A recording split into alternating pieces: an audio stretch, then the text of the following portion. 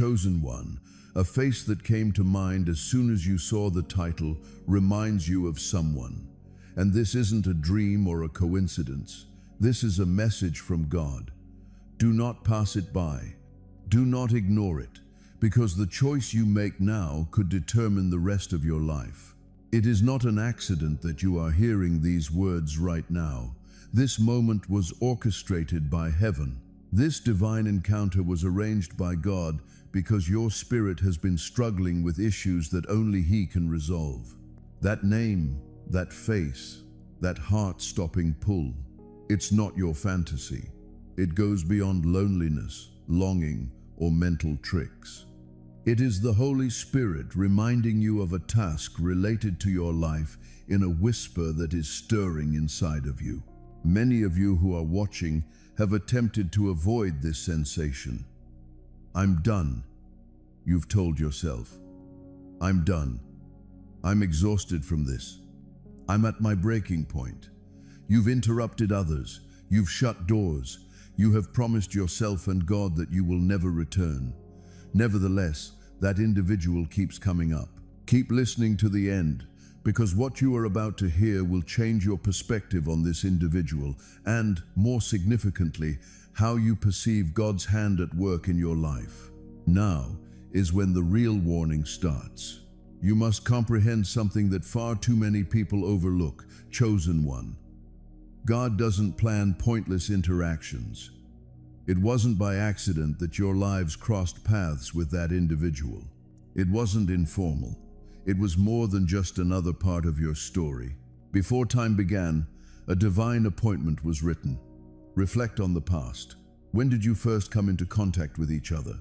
Perhaps it was an oddly familiar conversation, a look that spoke louder than words, or an unexpected jolt in your soul that said, "Listen, this is not typical." On a connection that would eventually turn into a battlefield, that moment was heaven's signature. It had a great deal of purpose, not because it was worthless. Some relationships are fleeting, vanishing like dusk shadows. However, some of them linger and leave an inexplicable mark on your soul. This individual is not merely someone you happen to meet along the way. No, this individual has a connection to your mission. Someone whose purpose in your life is to mold, test, and advance you toward the path that God has planned for you. The bond feels so different, so heavy, and so unbreakable because of this, even when hardships attempt to shatter it, since it was always founded on divine guidance rather than human intent. To be clear, this has nothing to do with fantasy or romantic ideals. This has to do with purpose. God doesn't pair His chosen ones with random people. Occasionally, the person in front of you holds the keys to doors that you are unable to open on your own. They can occasionally act as a mirror, revealing aspects of your soul that you have never wanted to see, but that you must in order to develop. In order to prevent the promise within you from being abandoned in loneliness, they are sometimes the ones tasked with walking by your side during storms. There is significance in every detail. Every discussion, every obstacle, and every reconciliation has been woven into a fabric that is much bigger than your feelings. This is where the mystery lies. Even if you don't see the design, the enemy does. He is aware of the peril when two souls align themselves under the authority of heaven. He is aware of what occurs when unity and purpose clash. The attacks become more intense as a result. Why misunderstandings occur? Why is the whisper of doubt louder at night? The proof gets more obvious the harder the enemy fights. Because he doesn't waste time on pointless relationships. He only battles those who pose a threat to his kingdom. Remember this truth and etch it into your heart. Chosen one. The enemy fights a story more fiercely when God writes it. You experience resistance as a result. That's why you've asked, what's causing this pain? It hurts because it matters if it's from God. Because it is holy, it is heavy. The relationship would have ended peacefully, without any resistance, if it had not been burdened by eternal weight. However, It is proof of divine purpose that you are still here, still bound to this person in spirit, and unable to let go in spite of every storm. Can you see it now? The relationship didn't start with that first meeting. It was the impetus for a task, something that neither of you fully understands yet was placed in this bond by heaven. And before you know what it really is, the enemy will do everything in his power to destroy it. You have to wait because of this. Not mindlessly or passively, but with discernment, prayer, and a resolute belief that chaos cannot undo what God has planned. Feel this with all your heart. You are on hallowed territory. There was never any error in the connection. Heaven had a plan, and everything about the fight you're in will make sense once you realize that. Let me leave you with this question to ponder until we move on to the next moment. Would you dare consider it normal if God Himself took the time to connect your path with this person's, or will you start to recognize it for what it is? A battlefield. The chosen one is the one the enemy is afraid you will defeat. You need to realize that you are currently engaged in a real battle. This has nothing to do with romance. This has to do with refinement.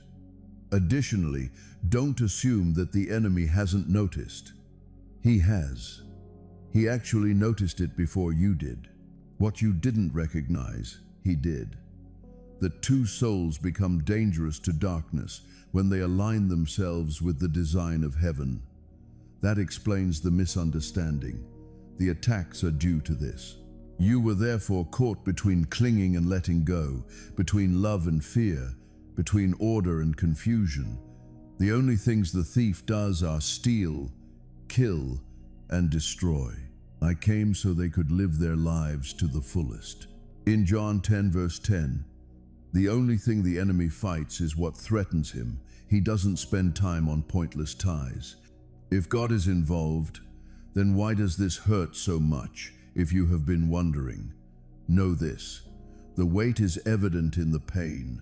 The calling is demonstrated by the resistance. It would have ended quietly if it had been hollow. Instead, it keeps coming back, haunting your prayers and pulling at your soul. Furthermore, the bond between you and them remains intact even when you both become silent. It's not a sign of weakness. That is the spiritual residue of something that was started in heaven. Therefore, why it started is no longer the question. What was it sent to awaken, I wonder? It wasn't just about a relationship when they first met. It served as the catalyst for a divine mission, something that neither of you has fully comprehended yet was ingrained in that bond by heaven. And before you both realize what it really is, the enemy is doing everything in his power to cut it off. However, you are not called to give up. Using holy discernment, the kind of faith that knows when you're on holy ground, rather than blindly or passively. Allow this truth to become ingrained in your soul.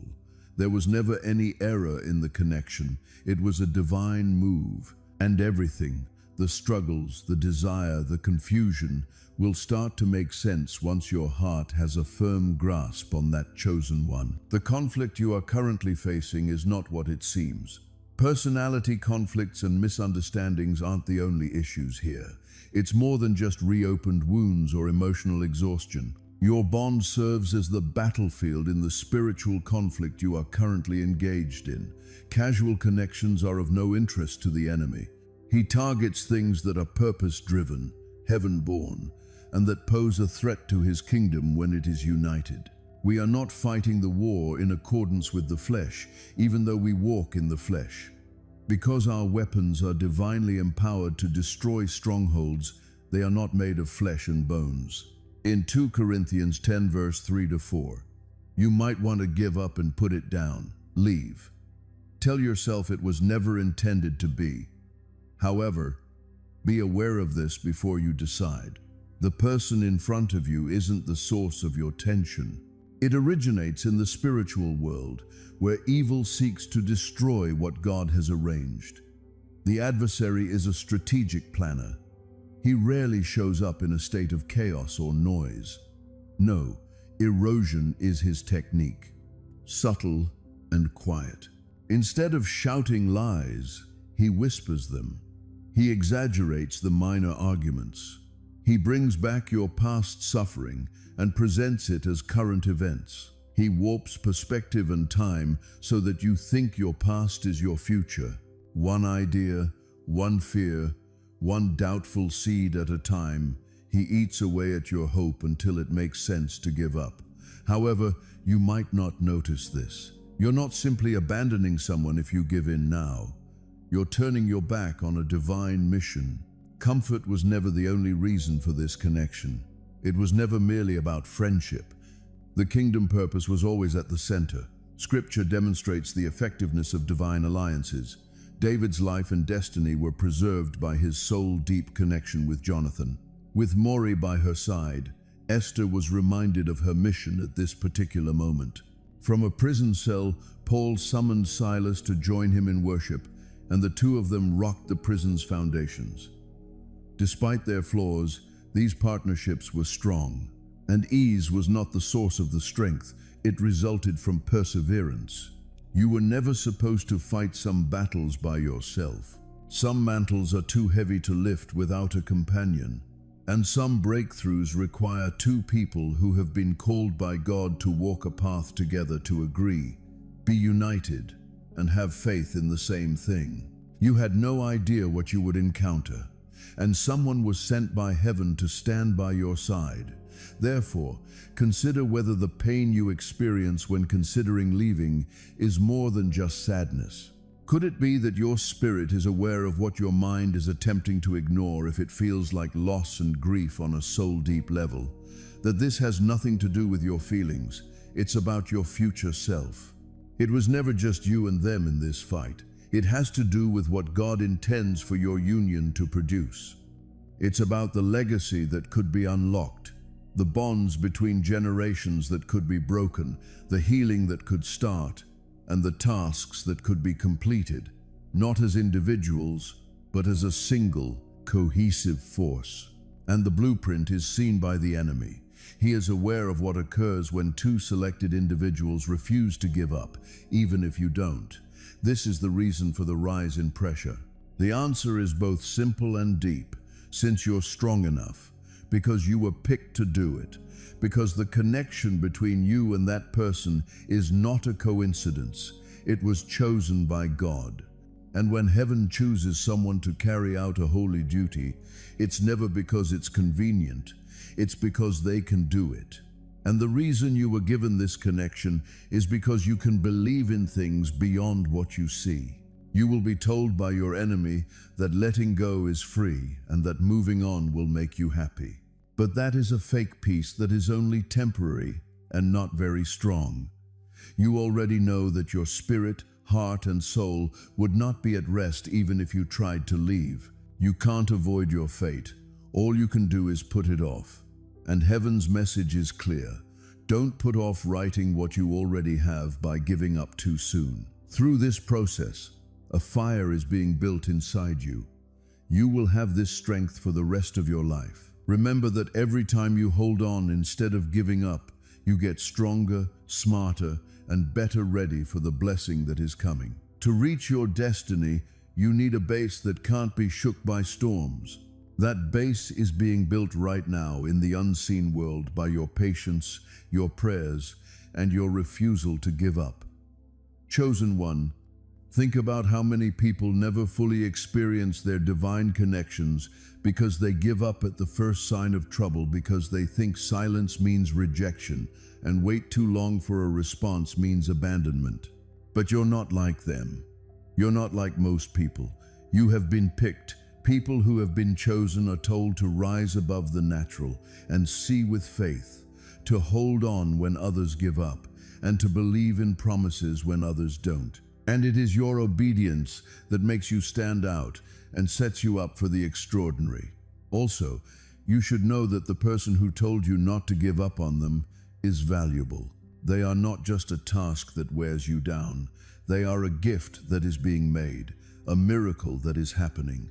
And while the way they do things may sometimes annoy you, their goal will one day fill you with joy. When they become the person they were meant to be, You will look at them and know that everything you went through was worth it.